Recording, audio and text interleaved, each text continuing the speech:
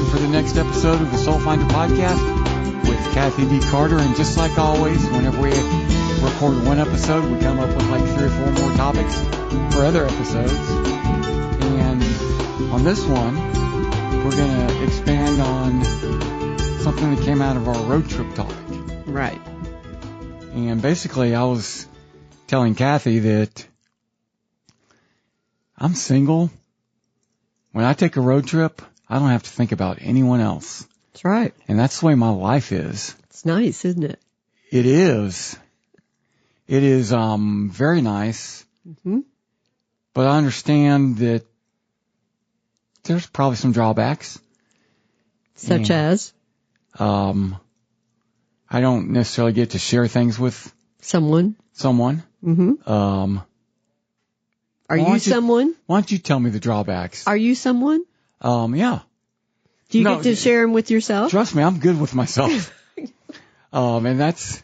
So would it really be a drawback that you're saying you don't have someone to share it with because you're actually sharing it with yourself, right? Well, here's where it puts me. Okay.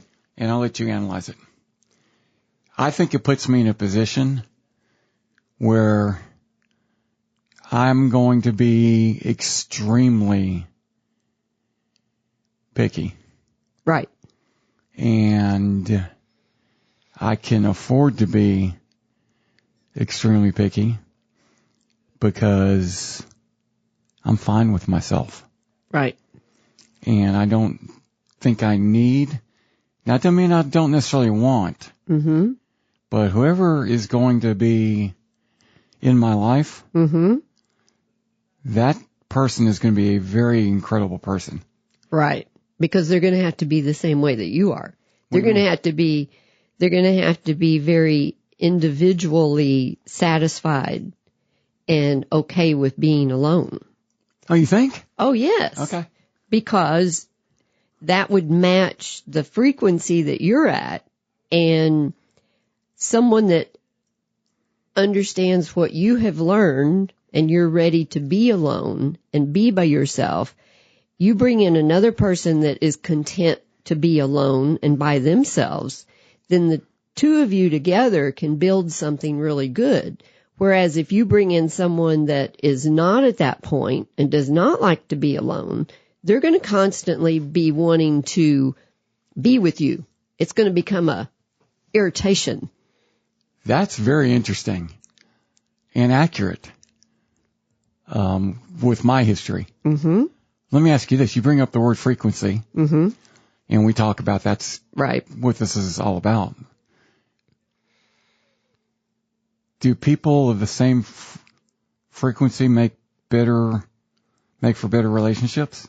Oh, that's a really good one, because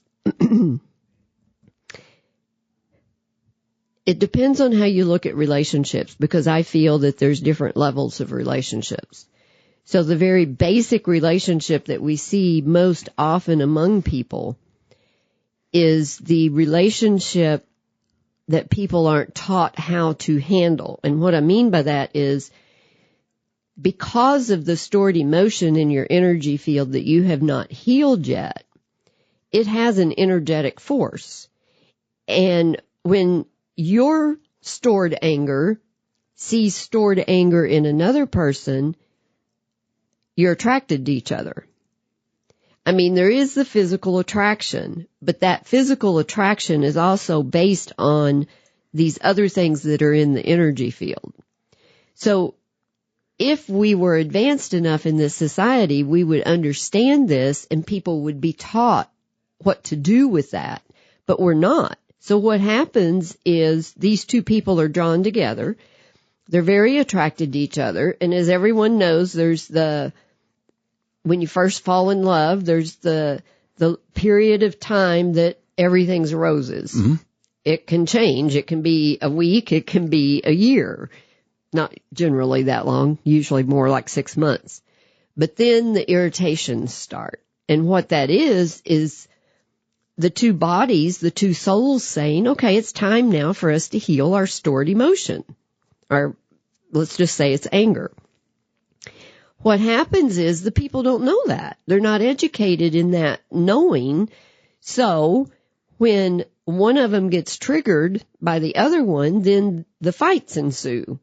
And those fights can, over time, escalate if there's a lot of stored emotion in the people's energy fields. So what happens is they start triggering each other. They start having more fights. And there's many different paths that can take, but it's never a good one usually, because it's usually one person can shut up and take it, like I referred to the empath in the last episode, or it can be that they fight all the time and then they end up separating. Mm-hmm. Or it can actually become physically abusive too, or mentally and emotionally abusive, because one is more alpha than the other one. And that can go either way. It's not by sex. So if they had been taught, I would love to see these classes in school.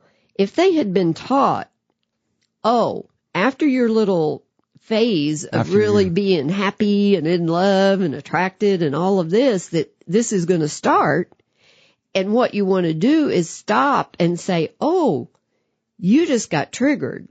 You're angry right now, so something must have just happened that angered you.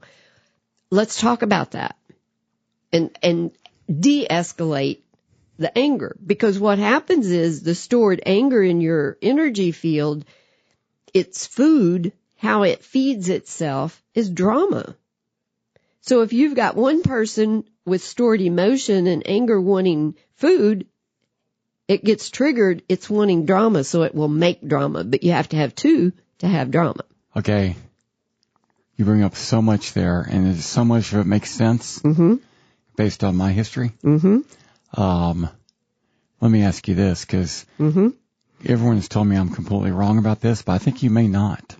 Let's hear it. I have always said, and I still do believe, it may be impossible to find, that a good, healthy relationship does not require work. Good point. Mm-hmm. If you find the right person, now that's the part that may be impossible to find. That's the part where I understand why people think that I'm crazy. I give you that. Mm-hmm. But if you find the right person, it should not be work at all. It should be very smooth. It's a what do you call it? It's an energy that you both want to put into, because it just keeps growing and flourishing. Yeah. No, I totally agree with you. And you're the first person that I've said that to that has agreed. Well, it's only because they don't understand this stored emotion. Because the relationship you're talking about is with two people that understand or have healed a lot of their stored emotion, and they have a good emotional knowledge. What happens is when people don't understand the concept of what's going on, they don't know how to heal. And they stay in what I call the sandbox, which is the beginner level of your soul's evolution. Let me ask you this, and you may not have an answer to it, but where do you put me on that scale as far as empath and all that? So I do think you're an empath, and that's because you're able to read people. You're able to understand what somebody's feeling without them saying anything. Okay. That's an empath. Now, and I asked you that for a reason. Okay, so I'm an empath.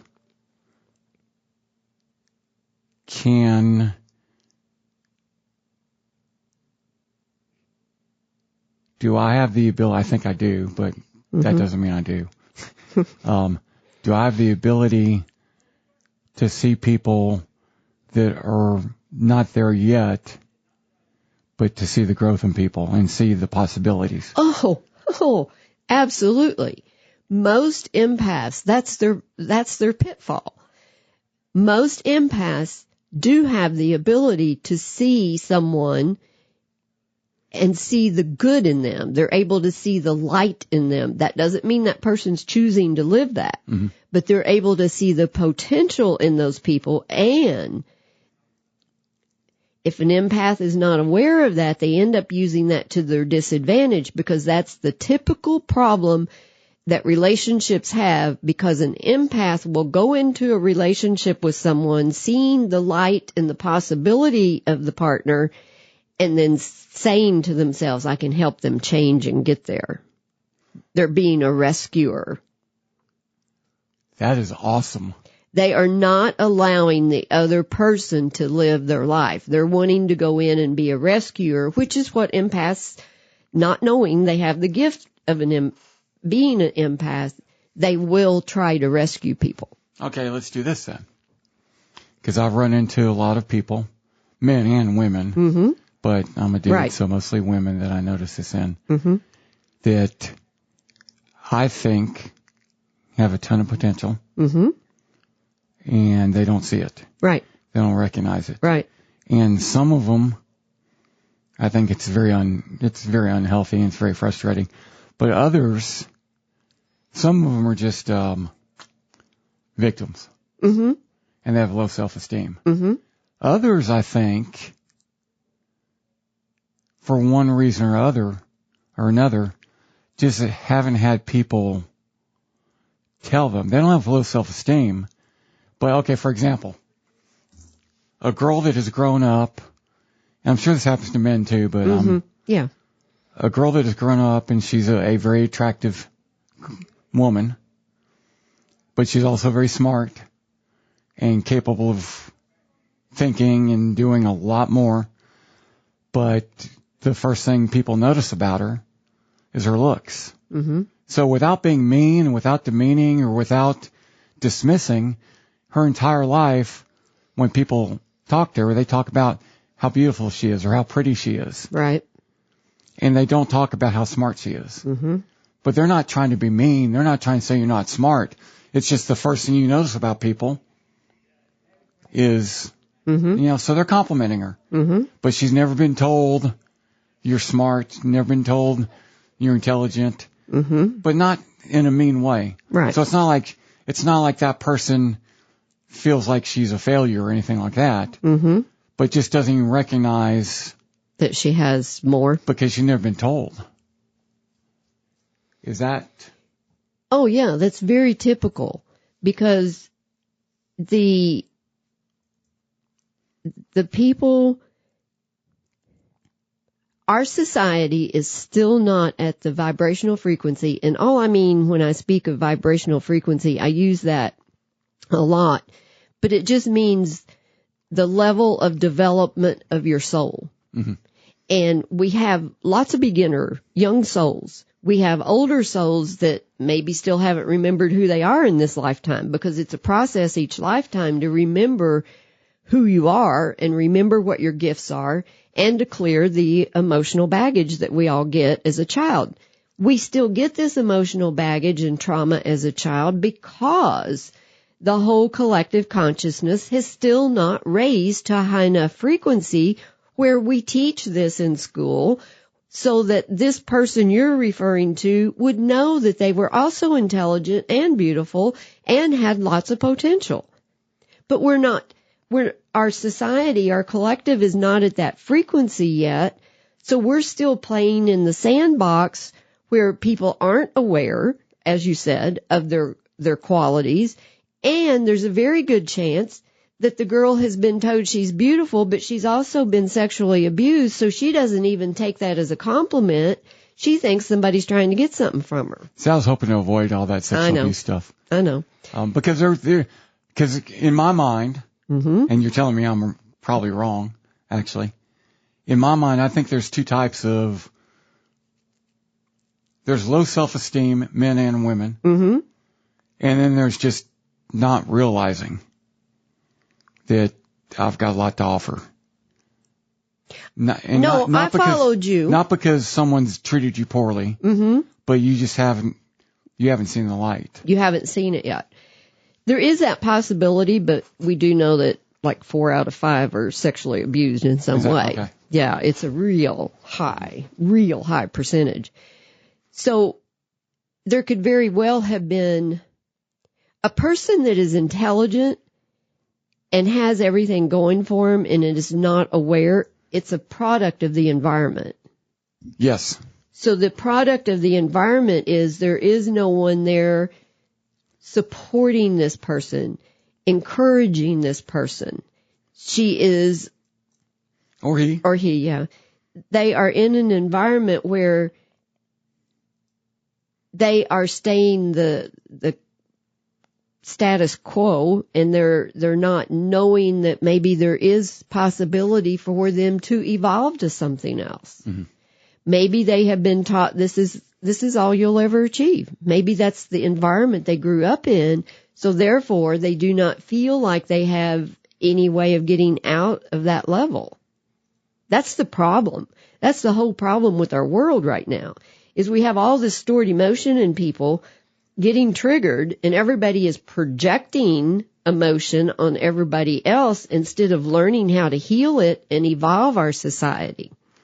But it's such a fine line as far as I'm concerned when you're talking to people and trying to encourage them, because I think that one of the worst things we can do, and a lot of people disagree with me on this, one of the worst myths that we have is telling a kid you can be anything you want to be. Because that's just not true.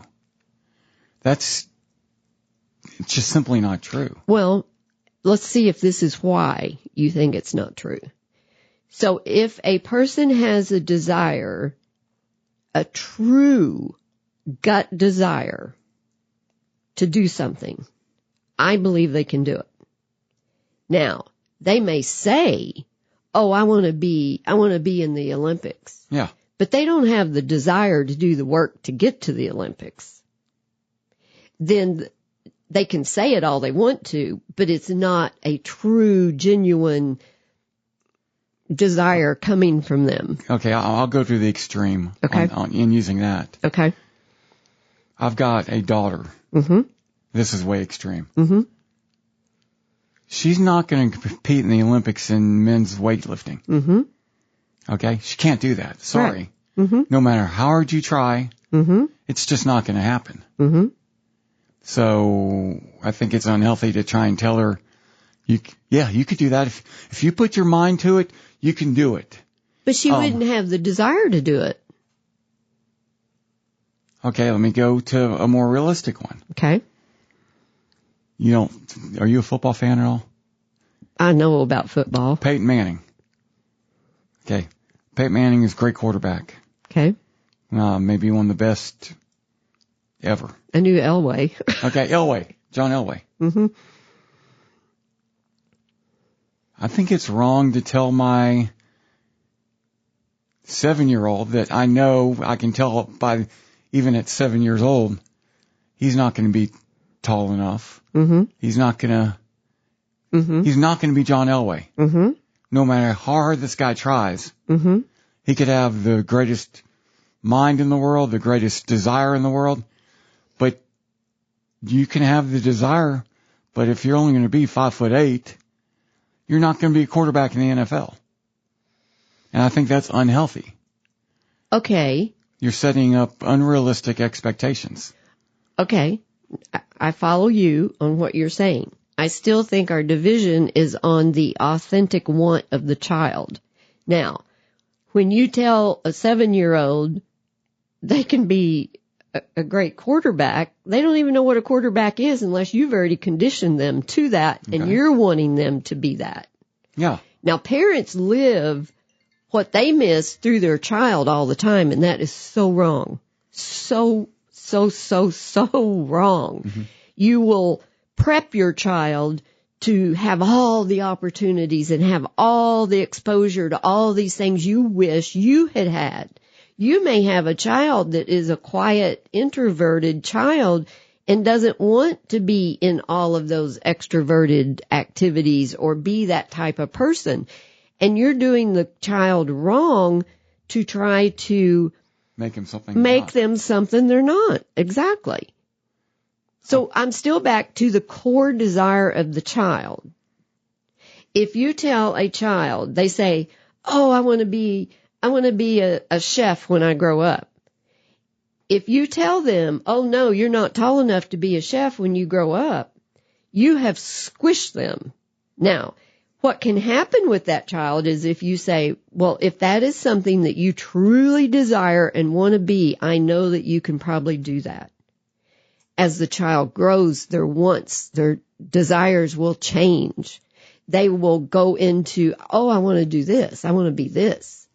As long as you support them and they follow their heart, you're going to end up with a very well-adjusted, successful in terms of society success person. Mm-hmm. Whereas if you tell this 7-year-old, oh no, you can't be that, you're not going to be tall enough. You've already squished them in any kind of imagination. You're killing their soul. You're killing their desires for life. Do you see what I'm? Absolutely. And the reason I took it to that line mm-hmm. of, children and stuff, is it wrong of adults to look at other adults and do the same thing? Like, would it be wrong of me to, well, hell, she does podcast with me, Precious Mess, mm-hmm. who there are very few people in life that I think could really do whatever they want and succeed, mm-hmm. as I just pointed out. Mm-hmm. She is one of the people that I think that whatever she wants to do, mm-hmm. like you said, if she really wants to do it, mm-hmm. she could do it. She could do it. Mm-hmm. But she doesn't believe that. She hasn't. She hasn't done it, or she doesn't believe it? She hasn't believed it. I think she's beginning to. Okay. And my question is it, because I think it's wrong to do that to a kid. Mm-hmm. Is it wrong to pour that into an adult? Well, you've already told me I'm probably wrong about the kid anyway. Yeah, right. And no, I don't. When you see potential in someone and they're good at something, telling them that is, I don't see anything wrong with that. The thing of it is, this is probably part of her soul's path, mm-hmm. and why she's here this time is to learn this, whatever this shutdown has been on her, yeah. and that she can be more, and that's her process that she has to go through. And even though you can, as an empath, can see her potential, it doesn't mean you're going to be able to get her there. Mm-hmm. This is her journey. Well, yeah, and you know what? And that's, and I know we don't. It's all spiritual, what we're talking right. about. Mm-hmm. And I'll take it to faith. Mm-hmm. Is it, I can't lead someone to Jesus Christ and to believe in Christ. That's a decision they're going to have to make. But I can help them along the way. Mm-hmm. But ultimately, that's not. Right. That's not something I can do. Well, it's no different than leading a thirsty person to water. You can't make them drink. And that's exactly what you're saying about. Mm-hmm. So, I mean, it fits. It really all does fit. And that's mm-hmm. one of the things I think I say this at least once every 3 or 4 episodes with you. When we first met, I was very skeptical. But the more you talk and the more, it all fits. Mm-hmm. And it doesn't really matter, what your faith is. I mean, I guess it does to a certain extent, but.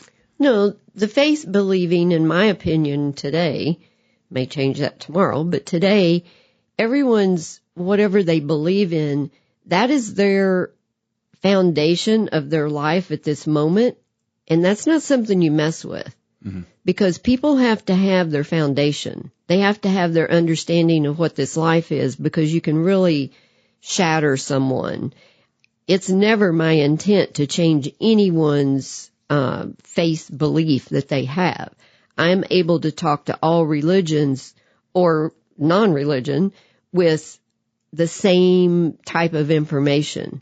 I just refer to source or the creator, all of that being just the quantum field that is forever expanding in this universe that has been proven by science. Mm-hmm. Well, cool. Have we tackled it all? I don't know. Have we? Probably not. I don't think so, because okay, so back to the relationship thing. Yeah. lots of people are feeling so lonely, so alone, and this is an energetic force in the collective right now that is huge. It is like being brought up to be healed. And in that process, people have to understand, as long as you're lonely, sad, and complaining about it, the only kind of partner, if you find one, is going to be another one that's lonely and sad and complaining about it. You have to love yourself and improve the relationship with yourself, because whatever you pull in as a partner is going to be a reflection of how you're treating yourself. So you have to love yourself. You have to, and so many people think that means, oh, I go get a massage and I get my nails done. No. That's not loving yourself. That is sure pampering yourself and being nice to yourself, but that's not what I mean. So go ahead. You tell what your definition of loving yourself is for me. Okay, and this may be why this may be really hard and why I will never have another relationship again, because it's borderline cocky. It's okay. Go ahead. And I could be wrong. But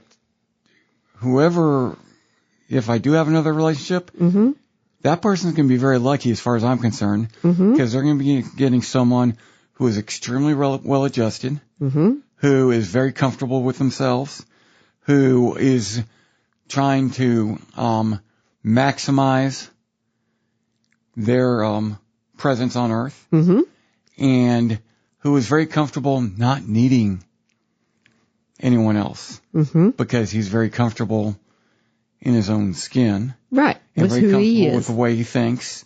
Now that man, no. So to me, that's self-love. Is a genuine, when I wake up in the morning, I know that my intentions are going to be great. I'm genuinely hoping that I can impact someone. Or someone's. I genuinely hope that maybe there's someone I can actually help immediately. And I look for those opportunities. Okay? Not to necessarily, to help them, but I also kind of thrive off of that. Well, it feeds your soul. Yeah. And now that also might make it hard to have a relationship with me too. Because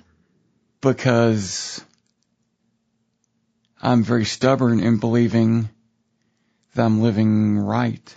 I'm very stubborn in believing that I am, that I've got a great attitude, that I'm a very good person, and proof of that I'm not just saying that is I think I'm really ugly and I can't stand my voice, but I'm a great person. Yes, so I'm right. I can see my weaknesses, my looks and my voice, but I also know my strengths. Right. And I'm very comfortable with my strengths. Well, and the fact that you don't like your looks and you won't wear your glasses because of the way you look. That's another episode. Yes, it is. So those two items right there are still growth patterns that you can increase on for loving yourself. Yes. We all never end. That's the big story that people don't understand. There's never an end. There's always more. Well, and that's the other thing that I think part of, I'm just repeating what you said basically, but that's the other thing I think about healthy people. And I'm talking healthy, mentally people that are very good with the self-love, is they understand they're not perfect. Right. And, now it's going to take, and you've done it a couple times, it's going to take some very good convincing and some very logical discussions in order to change my mind about certain things. But I am willing to change my mind. Yes, you're open-minded. For example, and not getting political, but I'm very conservative. I don't watch conservative news.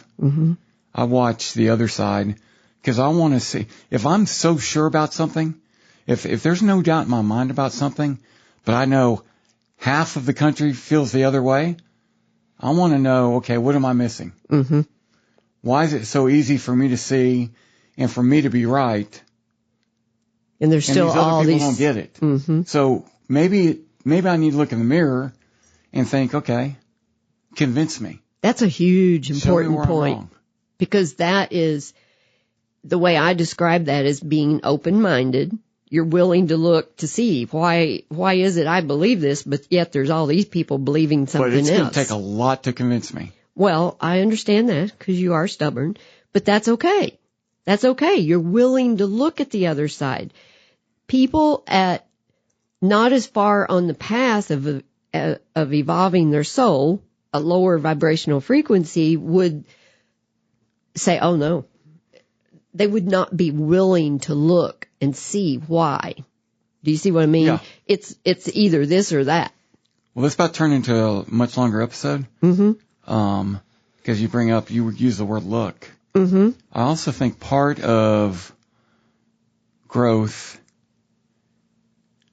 is being able to look past the first step. Yes.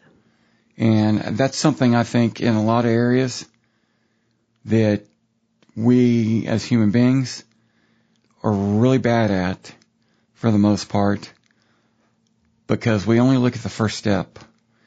We only read the headline. Mm-hmm. And we don't think about, okay, what's going to happen after the first step. And I think we make that mistake in business. We make that mistake in government. We make that mistake in real life. That, yeah, okay, I'm going to solve one problem, but is my solution going to create 3 more problems? Yeah, that's not looked at. And you're not looking beyond that first step. Right. And you've got to be able to do that. Mm-hmm. And I think that's the same thing in relationships. Well, okay, here you go. You talk about people that are lonely. Mm-hmm. Okay, I'm lonely, so I need to find someone to share my life with. I need to find someone to have a relationship with. Okay, that's good. You just solved your loneliness, but you picked the wrong person, and now you've got 5 other problems. Right. And I look at it, and I'm like, okay, it'd be great to have a relationship, Mm-hmm. but okay, I understand that if I pick the wrong person, Mm-hmm. that's not going to be so great. Like you said, the first 3 weeks may be great, Mm-hmm. but then you start seeing the other things. You got to look past the first step. Yes. And that's so true, because if you don't look past the first step and you pick whoever whatever attraction might be there, you are going to probably have the wrong partner.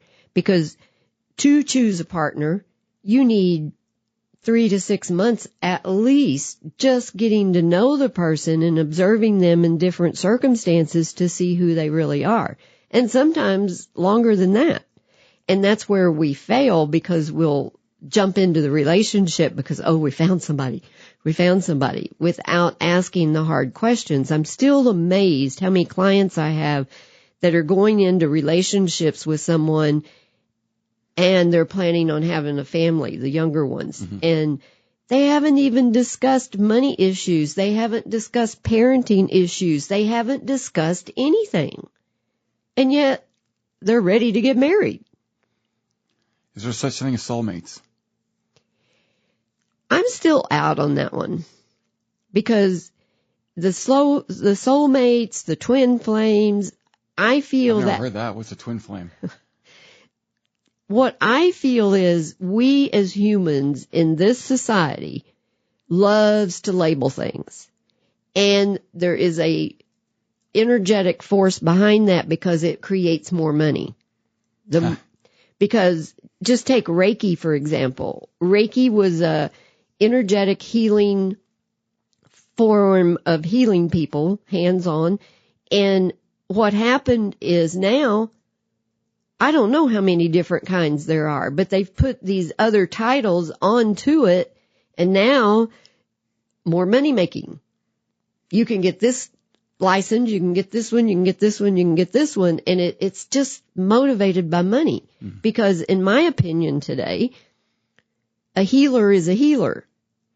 And they're all different. They're all different, but they need to,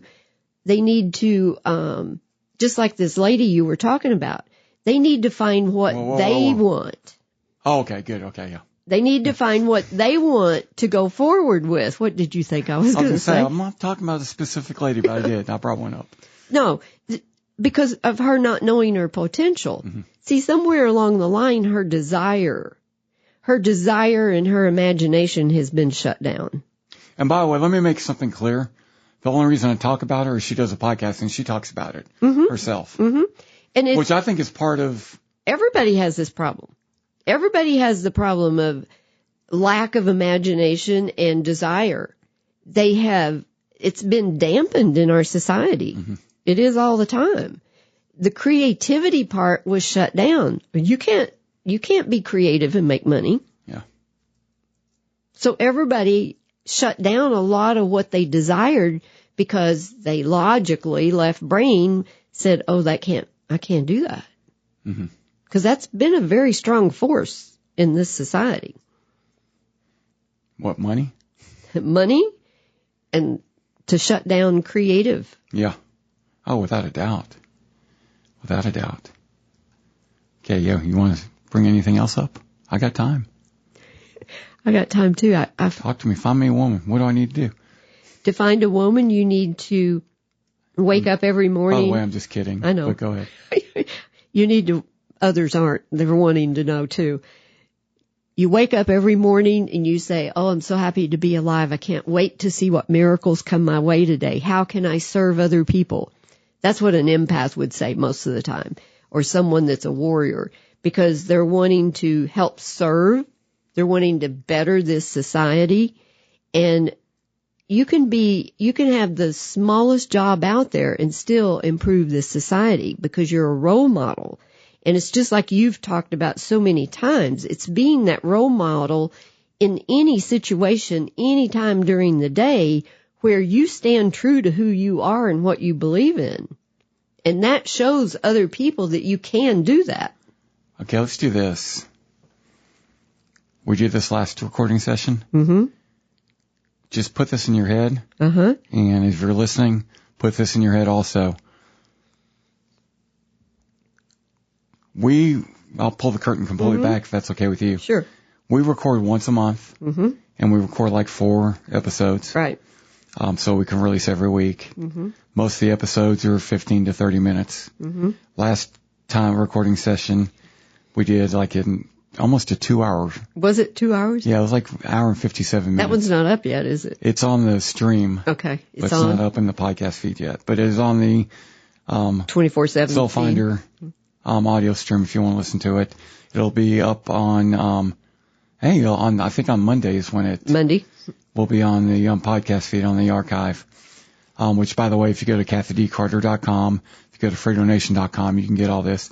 But let's do one session that's a long one. And this will be our long one for today. Okay. Because there's so many facets here and so many things that you have brought up. And I just you brought up waking up every morning and setting the intention. Let me just kind of shift a little bit from relationships. It does all tie together still, though. I truly, truly, truly. Pull me back, because It sounds cocky when I say this. But I'm not going to, it sounds like I measure my words. I measure my words right now to tell you I'm not going to measure my words. Good. I wish that everyone could wake up with my attitude. Yes. It would change the world. I wish that everyone, because I've said it before, I don't want to go to sleep. I can't. I so look forward to waking up this morning. And I could say this about pretty much every day. Mm-hmm. I'm up at 3 a.m. thinking, I want to go to the office. But then thinking, okay, I'm recording with Kathy. If I go to the office right now, by the time she gets there, I may be a little bit tired, and I don't want to be too tired for the episode. So I'm going to go back to sleep. Uh-huh. And I end up just laying there thinking, okay, I get to record with Kathy today. Mm-hmm. What are we going to talk about? And, before I know it, it's 5 in the morning now. I haven't slept. Right. I should have just come on into the office. It's a great way to live, to look forward to the next day and to look forward to what's coming up. It's also a great way to deal with issues that are going to come up. Yes. Because it's not like, I mean, I've got, what a lot of people would say, they consider them problems. Mm-hmm. I've got very few that I consider problems, but they're there. Mm-hmm. But I don't look at them as problems. They're okay. Mm-hmm. They're obstacles. They are things to overcome, but I'll overcome them. Right. And that's what you have to feel even better what would feel you've already overcome them. Yeah. They're already gone. Because as long as you can feel they're already gone, they have to go away. And I can't imagine, and I feel very bad for people that are the opposite of me, let alone, the opposite of me. We'll get into the people that may be in between, but there are people that just don't want to wake up. No, because they're very heavy. Don't look forward to their day. No. They see the negative in everything. Yes. And every problem is it's huge. They could have the same problem I have, and we can look at it completely differently. Absolutely. And what I believe today is a lot of that goes with the environment we grow up in. We were taught to see everything wrong. There is an addiction factor to projecting your emotion onto other people instead of healing it. And most people don't even know the difference of what that means. So we become addicted to projecting our anger onto someone else and saying, oh, it's your fault. Let me say this right now. This may help clarify this. In the beginner stages, the lower frequency people, the level they're at, they see the triangle as I'm a victim, somebody did something to me, and I need a rescuer. Mm-hmm. Somebody come help me. I'm down. I need help. Somebody needs to come rescue me. And that person did that to me. When you're able to heal and get out of that, and I'm not saying that people do this consciously. This can be very unconscious until you finally get that spark that helps pull you out of that. Because I was in it for a very long time. Mm-hmm. The higher triangle is that you become, by healing yourself, you become the creator of your life. If a situation comes up, it's a challenge. And if you need help, you go get a coach to help you. So it's easier to remember because it's the 3 C's. So you have, I'm a victim, they did it to me, I need rescued, or you have, I'm the creator of my life, I have a challenge, I'll go get help. So there's a huge difference there in the outlook on your life. And anyone that can pull themselves to being the creator of their life, the biggest reason they won't is because they realize that all of a sudden they're responsible for everything.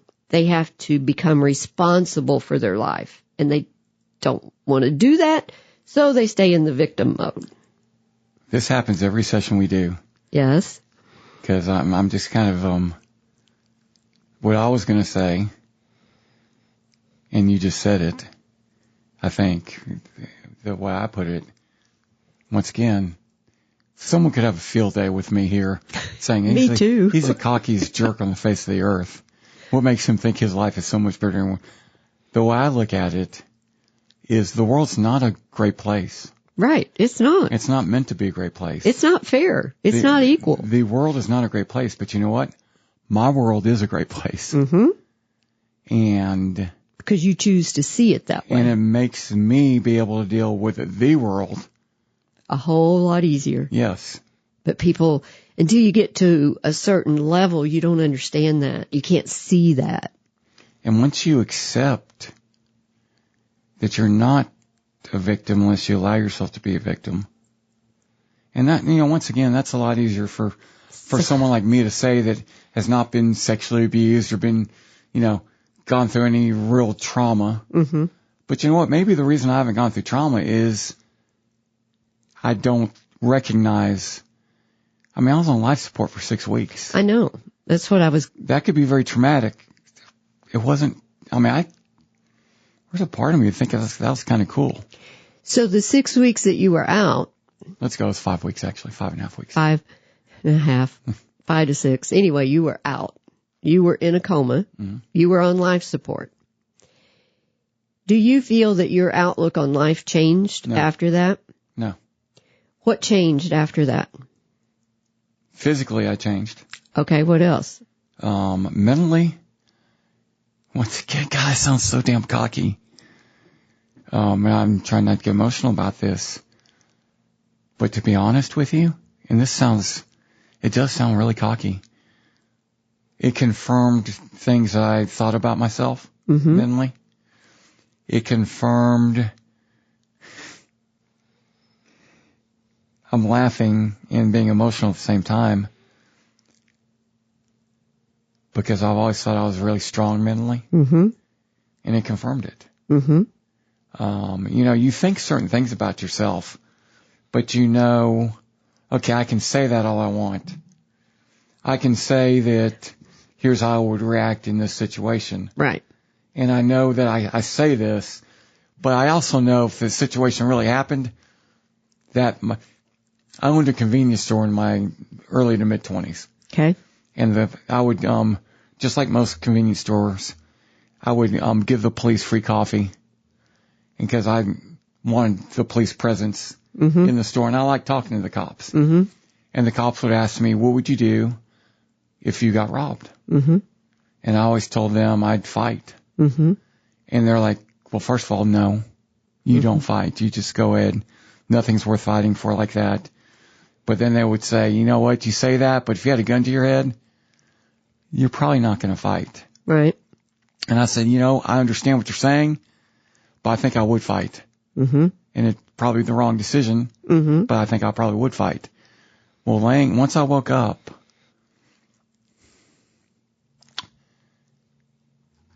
laying in that hospital bed, because you lay there and you can't move, you're alert, you're thinking. But there was 2 solid weeks, the way I remember it. It may have only been 1, but I remember 2, where you're just basically staring at the ceiling and the TV. Right. Even if you wanted to get up, you can't. Mm-hmm. And you have a lot of time to think. Yes, you do. And I remember thinking, oh my God, I'm living the way I thought that I'm dealing with this the way I thought I would deal with issues, that I'm equipped to deal with the worst issues on the face of the earth. Mm-hmm. And I was told I was going to die. Even once I woke up, you was told. They were telling me, we don't know what's going to happen to you. Right. We just really don't know.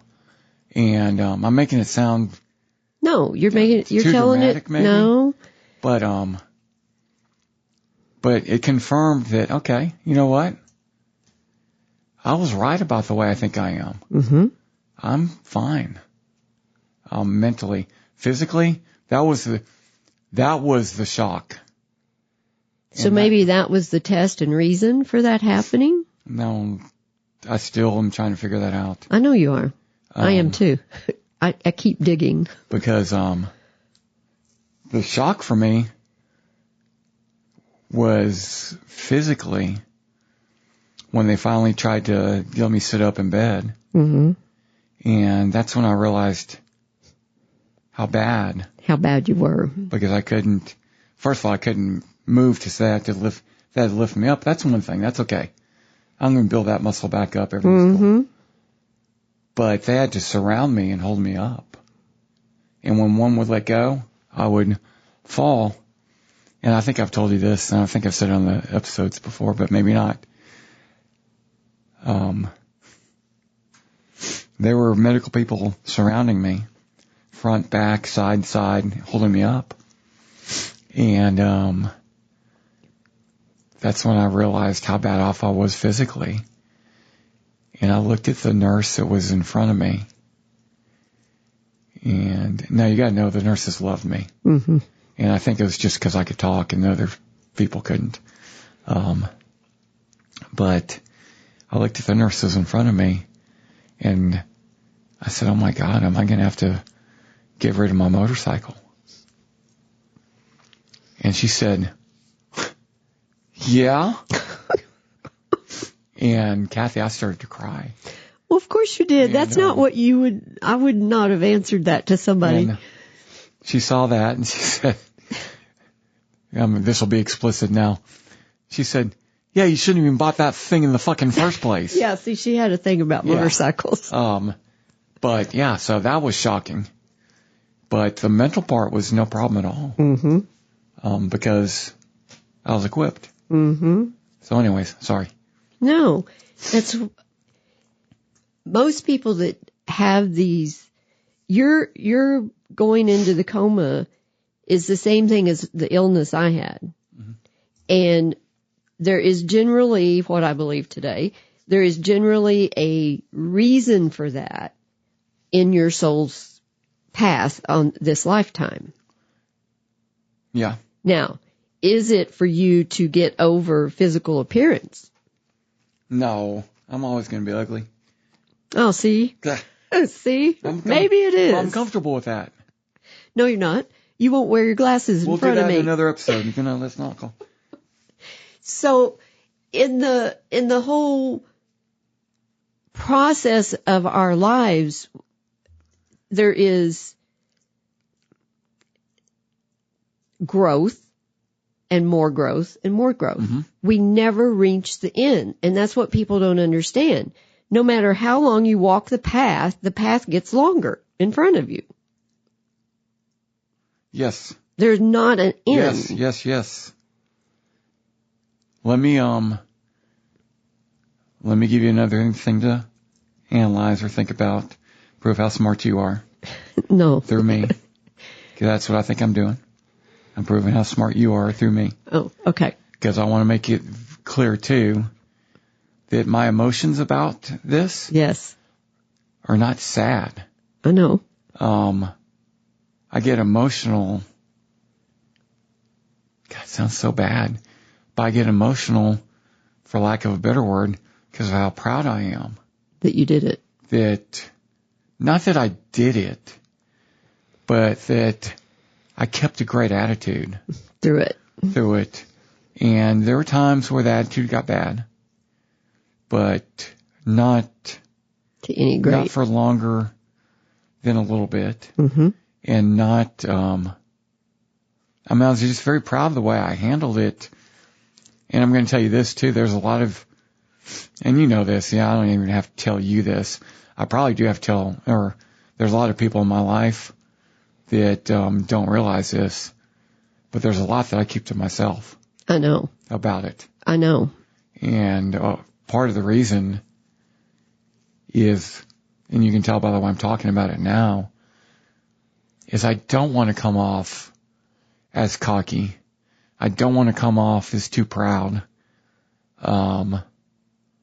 And maybe when we're talking about why this happened, mm-hmm.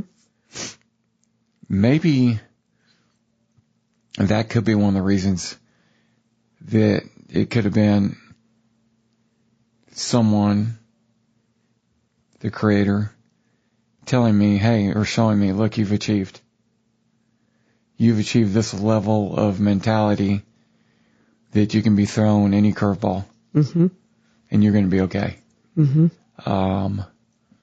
And, when you ask if anything's changed, mm-hmm. that might be what's changed as you're drawing this out of me. What may have changed is before, I thought I could do it. Now you know you can. Now I know I can. So, hell, I'll be honest with you, like right now, and this is a very temporary situation. We kind of talked about it before we started recording. God, I don't even want to bring it up. Never mind. But there are challenges, and I probably should take the challenges a little bit more seriously, but I know I'm going to be okay. Right. And the challenges are very shallow challenges that I'm going through it, and the challenges should be over by next week. You know what I'm saying? Mm-hmm. I think you know what I'm talking about. Yes. But it's like, it's almost funny because I'm I don't look like what I'm talking about.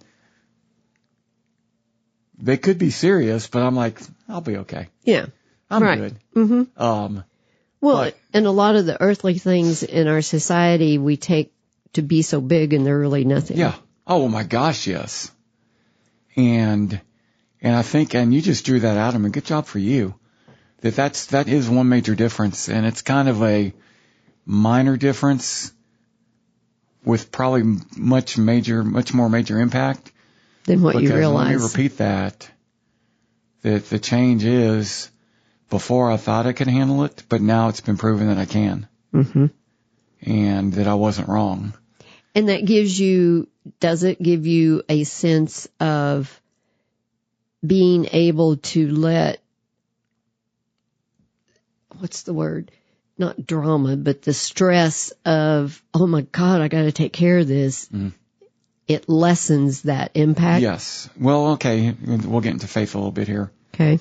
Because my faith teaches me that God's not going to give me anything I can't handle. Right. He's equipped me, and now I still need to handle it. Mm-hmm. But He's equipped me to handle. That's one thing. The other thing is, I believe in heaven. Mm-hmm. And I believe that the path to heaven is through Jesus. So, a lot of people think this is, a fairy tale or shallow. Mm-hmm. But I know in the end I win. Mm-hmm. I'm going to heaven. Mm-hmm. So no matter what happens down here, I know I've already won the game. Right. And what I do with people that do not have the faith is I teach that the universe has your back. Yeah. And this physical transport system will never give you more than you can handle, meaning emotionally or whatever. You will never be given more than what you can handle at a time. You may think it is, but this body and the universe will never overload you and crush you. You are always able to handle the amount they give you. They only give you the amount you need to get healed, to keep healing. And as far as how I deal with heaven and hell with other people is, a lot of people believe that heaven and hell are created on this planet. And you either live in heaven by having the outlook like you have, mm-hmm. or you live in hell because you see everything wrong and it's just hell. It just is, because we've all kind of felt like we've been there at times. And that the universe does not judge. And that when we pass on, from the reports that we've had of many people, it's just a learning process. You just go through more healing, more learning, and then you plan your next trip on Earth if you believe in reincarnation. Mm-hmm. Now, other people don't, and that you just go on. So there's, depending on your foundation of life and what you believe in at the moment, you can adjust that story to fit anybody. Yeah. Yeah. And you know what? And I creatively have not been told this. This is my made up story. Right. About what happens. Mm-hmm. And, people believe in reincarnation. Right. People believe all sorts. People believe that nothing happens. You just end up being warm food. Right. But my vision is this, two things. Is that when I die, I'm laughing because I know this is, when I die, there's a DVR where I can look back on everyone's life. And I can see what they were thinking, and I can relive. I can watch that, because I think that'd be really cool. But then the other thing, which is kind of sensitive, is I think that one of the purposes is that not necessarily reincarnation, but, like It's a Wonderful Life, coming back and helping other people. Guardian angel type stuff. And I do believe, and it goes against what I just said a little bit, because I do believe I had a guardian angel in that hospital that was a real life person. And she was she was one of the nurses. They can take human form. And, I probably would have made it through without her, but I don't know if I would have. I mean, she was just really awesome. And that happens. Usually what we need comes. And I think I've shown you, I've her my phone as Angel. Alicia Angel. But that's why I love talking to you, because once again, I keep doing this with my hands, and it's an audio podcast, but I'm making the kind of symbol that it all fits together. Yes. And it doesn't matter the way you put it, whether it's you believing in Jesus Christ and God and the Holy Trinity, or you're believing in the universe and a creator or whatever. It makes sense. And my sincere hope is that it makes sense to everyone at every level. Yes. Whether you want to believe faith-based or spiritual or... And that's one of the things that this society does to people is, unfortunately, they're not told they have the option to change their beliefs. And in order to heal your soul and raise your vibrational frequency, you have to be willing to change what you believe in. You have to be willing to be open-minded and see something a different way, and you may begin to believe a different way. And that is so necessary, and yet, as children, most of us were taught, this is what you believe, and by God, you don't change it. Yeah.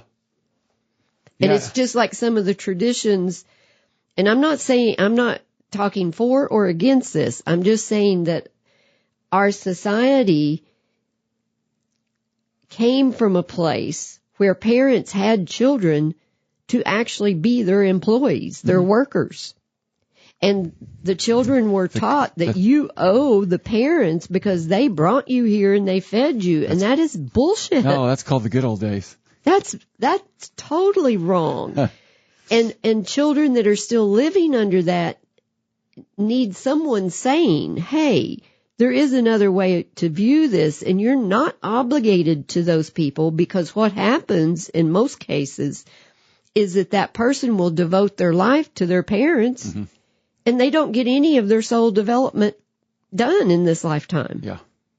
Because they have sacrificed themselves for someone else. And that's huge.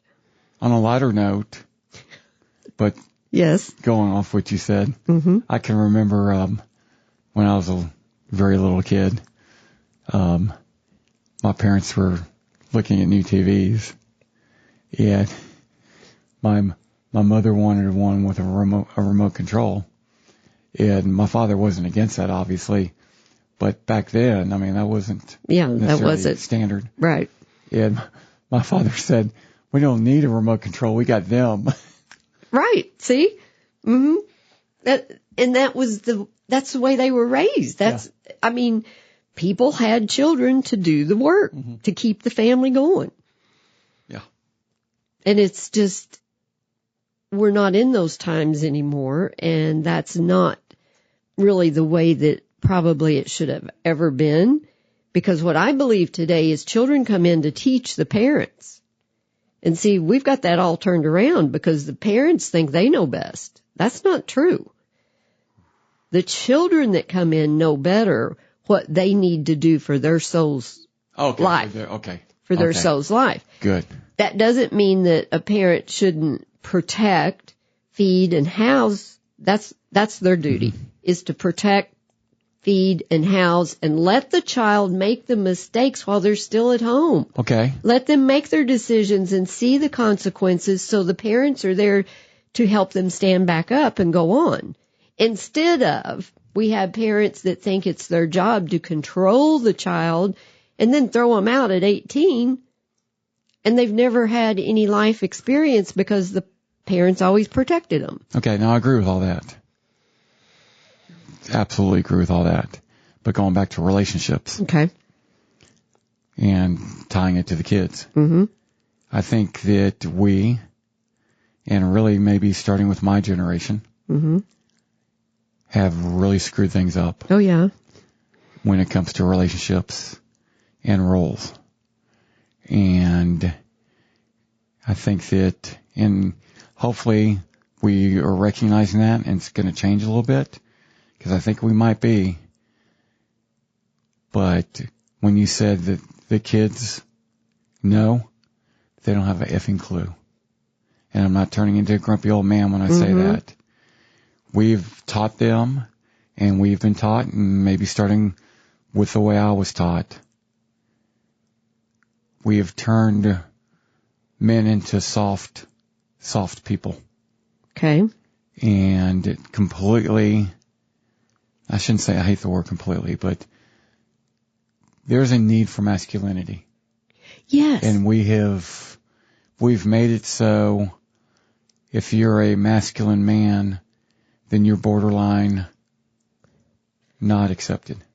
Well, and see, that's part of the pendulum swinging, because the female was put so far down in past history, and she has gone way past the balance in a lot of cases.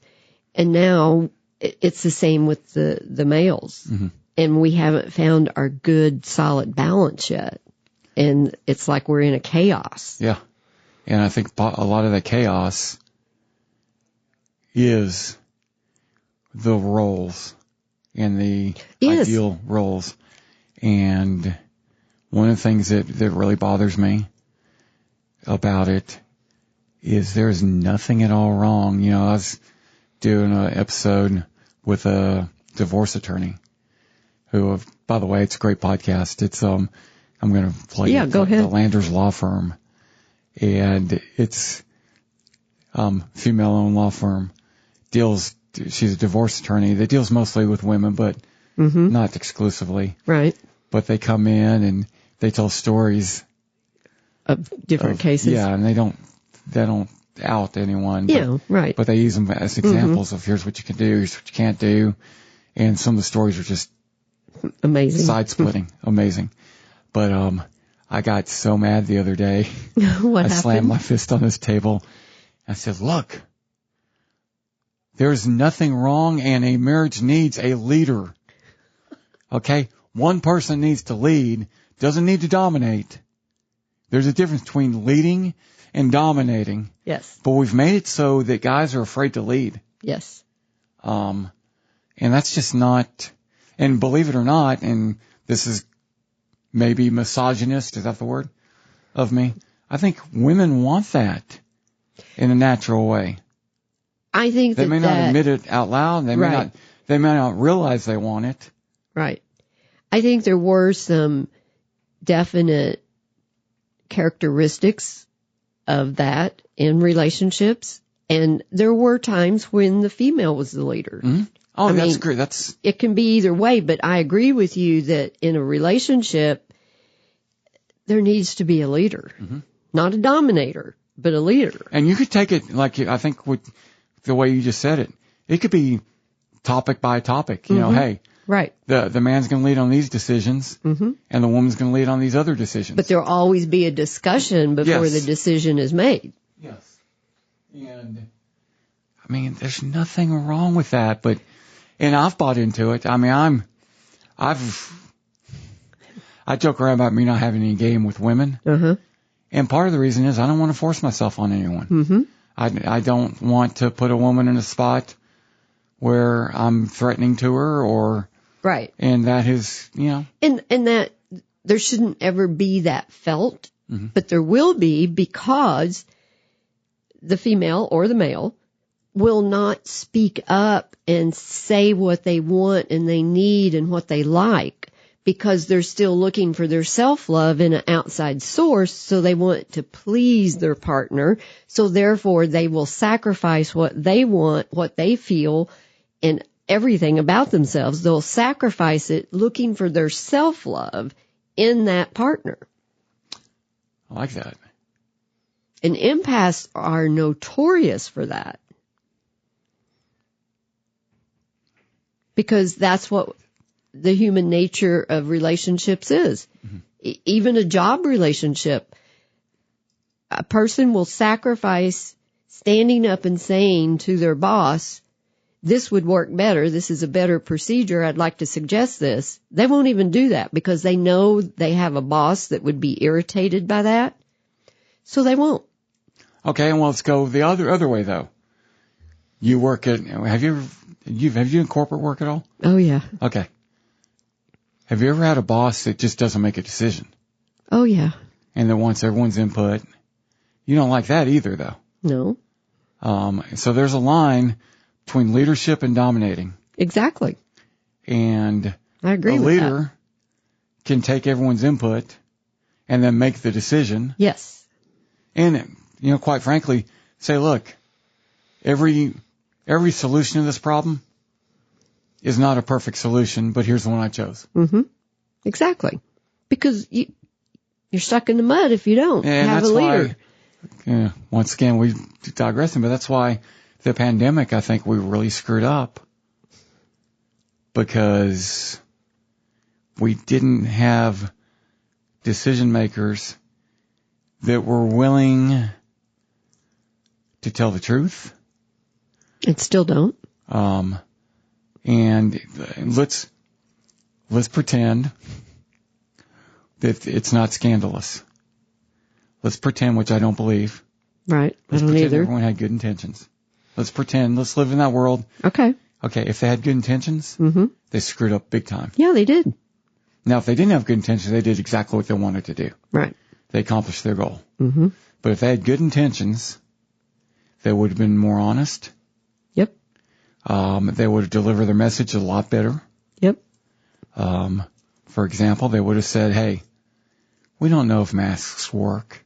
Right. But it makes sense. There's some logic to it. So let's try this. Instead, you must wear a mask. Mm-hmm. Okay? Wrong message. Mm-hmm. That makes people... Okay, I don't want to get into politics, but I will say this about everything in life. The domination part. Yes. I'm conservative. Mm-hmm. I've never been to a Donald Trump rally. I've never been to a white supremacist rally. But I am fine thinking that I might be a candidate to storm the Capitol one day. And it's not because of Donald Trump. It's not because of extreme conservatives.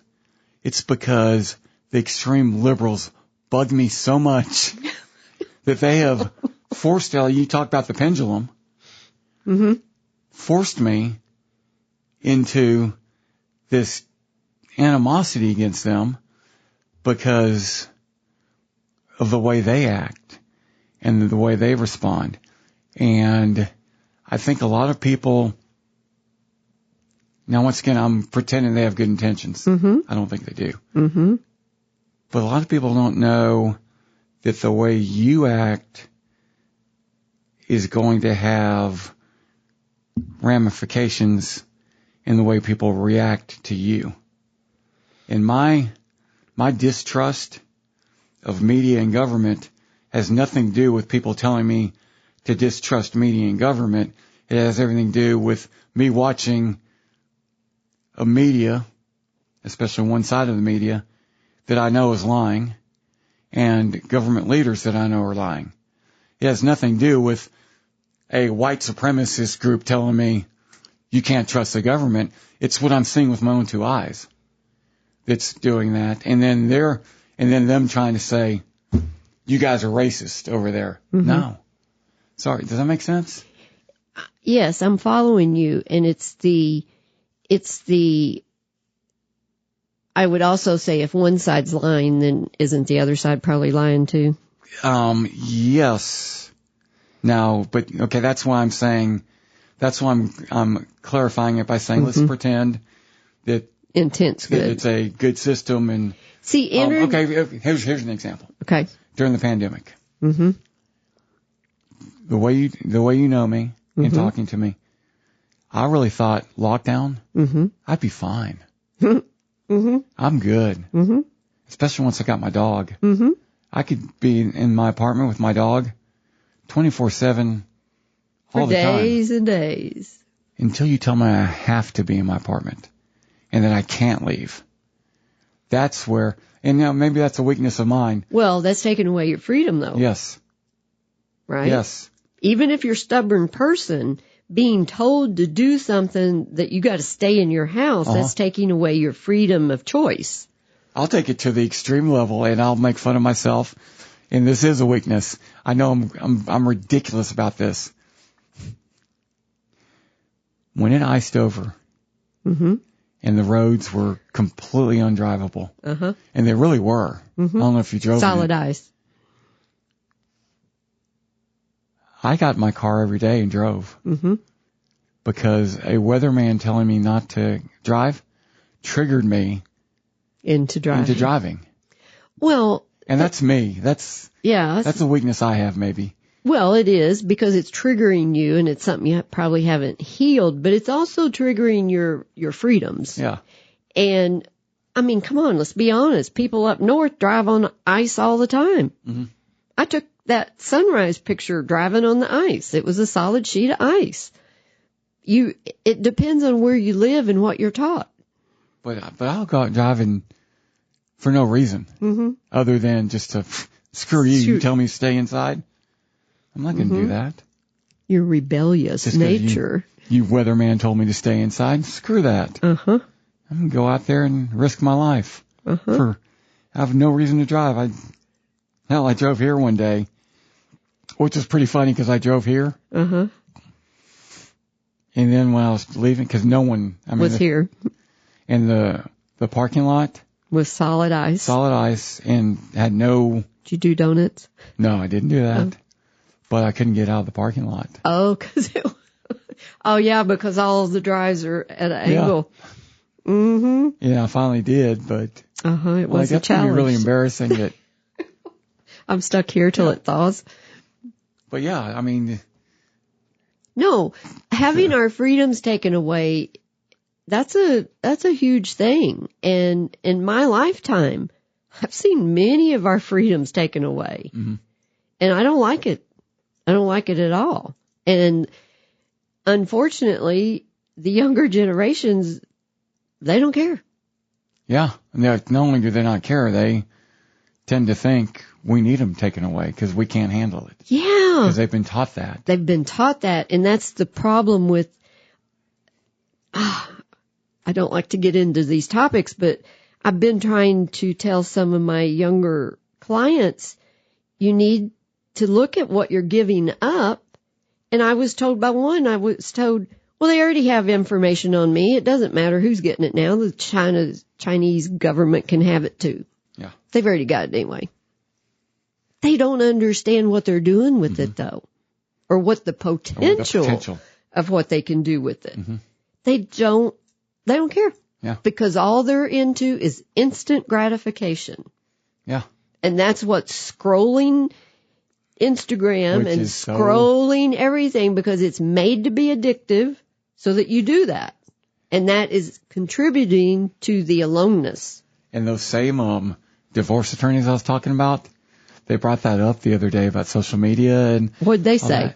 It was pretty funny because what they brought up, it wasn't a deep psychological thing, but they were making fun of clients that when you're going through a divorce, Mm-hmm. especially one that's contested, Mm-hmm. you don't post anything on social media. Oh no, you shouldn't. And one of the Because it will get used against you. one of the workers and one of the staff members who's on the podcast said, and my gosh, is it really worth getting those 13 likes on Facebook? Well, why are you posting something that can change the course of your entire case to get 13 likes? It's not like you're broadcasting to a huge audience. 13 likes is going to impact your divorce. No, don't do it. Mm-hmm. Don't do it. But those 13 likes are so important. Well, that's what, unfortunately, everyone's been trained to look at. I have not looked at any statistics, as you well know, on any of my stuff because I know better. Because I took the leap one time to put something up for sale, of course, and I had this, I'll leave all the descriptions out. I just had a person that wrote a very derogatory statement, and it shattered me because I read it. And I thought, okay, And I took the ad down, I took everything down and stopped, and I thought, okay, I got to reassess this. And I knew that was one person's opinion and I shouldn't have let it affect me. But as an empath, that is so hard not to let it affect you when energy is sent to you in a derogatory way. And I shut it down and I quit that day. I won't read comments. Occasionally I do, but not usually. I don't pay attention to them because I don't want to get caught up in that cycle. And so many of my clients talk about my body image because all they see on social media is the perfect body, and they're comparing themselves all the time, and it's sad because it's creating lots of problems mentally and emotionally. Let me tell you the way I handled very derogatory, negative, because being in radio, you're used to that. You Yeah. get those keyboard warriors, and only one person got to me, and that got to be pretty bad, pretty stupid.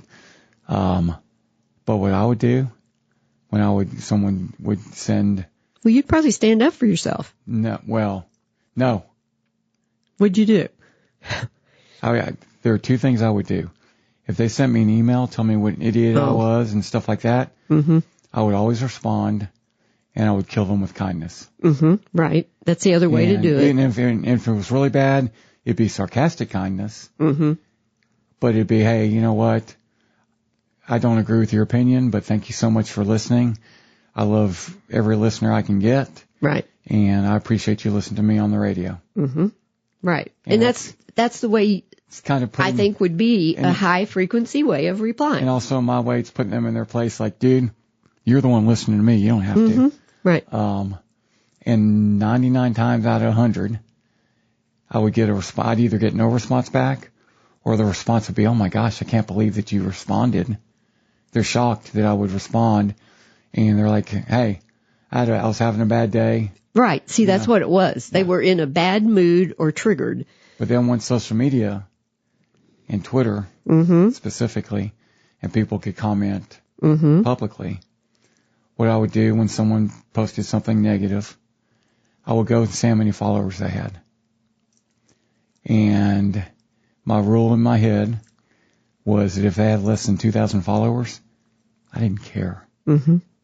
They're not worth it to me. Now, if they had more than 2,000 followers, I would engage. Because that person, I would look at and say, okay, that person influences some other people. So, but if they had less than 2,000, who cares? I do have a young one that has her own business and is wanting off of social media, but she doesn't know how to do it because of her business. It's where she advertises. Oh. And she I thought you were going to say, God, let me stop. I thought you were going to say she doesn't know how to cancel her accounts. Oh. And I was going to tell you, all you really have to do to get your social media accounts canceled, post something positive about Trump, and they'll cut you off. Go ahead, sorry. And she's seriously, because she knows she's addicted. She knows she scrolls for hours and that it's not helping her mentally and emotionally. And it is a dilemma. What do you do? Because I myself I'm almost ready to shut them all down. See, to me, it's easy. And I think anyone can do this. I think she could do this. It's just changing your outlook. And realizing, and you said it yourself. You knew there was only one person. And even if it's 1,000 people, there's 300 million people in the United States. Yes. 1,000 people is such a small fraction. Right. It seems like a lot to you, and it is, but who cares? Right. And the other thing that I would do, once again, cocky, but how bad does someone else's life have to be if they're taking the time out of their life to do that, to take the time to post something derogatory? And I truly believe this, and then maybe it helped me a lot, was that person is either having a bad day or just has a very sorry life, and I feel bad for them. Right. Because there's a lot of things that like I say, I'll watch the news that I don't agree with. Mm-hmm. And there's lots of times where I just want to fire off, you stupid MFer, you don't know what you're talking about, or you're lying. But I got better things to do. Yes. With my time. I don't have time to mess with that. But other people who don't have great lives. Well, they're choosing. They're choosing how they're expending their energy. Yeah, which indicates to me that they don't have a good life. Right. And they're not choosing to have a great life because if they were choosing to, they wouldn't do that. Yeah. So that person is insignificant to me.